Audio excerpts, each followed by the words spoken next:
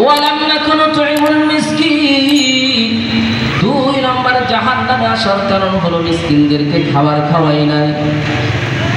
ওয়া কুননা নাখুদু মাআল খাইদিন, 3 নম্বর হলো মানুষের সমালোচনা করতাম, মানুষের গীবত করতাম। এটা আমাদের ভিতরে আছে না নাই? 2-3 একসাথে বসলে গীবত শুরু হয়ে যায়। আমাদের বুজুর্গরা বলেন গীবত হচ্ছে কি আর বাতের মতো, অর্থাৎ যত পরস্পরে আলোচনা করা হয়, গীবত করা হয়, ততই বেশি মজা লাগে।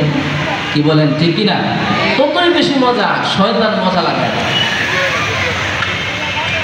ওয়া কুননা নুকাযযিবু বিয়াউমিদ্দিন, আল্লাহ পাক রব্বুল আলামিন বলেন জাহান্নামের লোক বলবেন ওয়া কুননা নুকাযযিবু বিয়াউমিদ্দিন, দুনিয়ার জমিনে আলেমরা আমাদেরকে নামাজের দিকে রাখতো, দুনিয়ার জমিনে আলেমরা আমাদেরকে সুদ থেকে বেঁচে থাকার দাওয়াত দিত, দুনিয়ার জমিনে আলেমরা ঘুষ থেকে বেঁচে থাকার দাওয়াত দিত, দ্বীনের দাওয়াত দিত, আল্লাহ মুখী হওয়ার জন্য দাওয়াত দিত।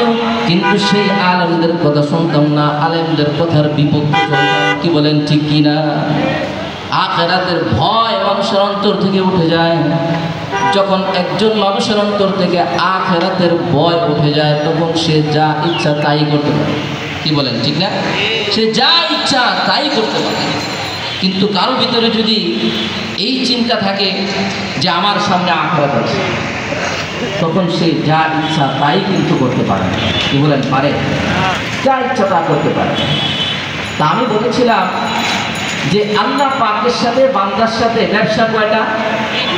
জোরে বলেন, আওয়াজ দিয়ে, ব্যবসা কয়টা? 3টা ব্যবসা। 1 নাম্বার ব্যবসা হলো কি? কোরআন তেলাওয়াত।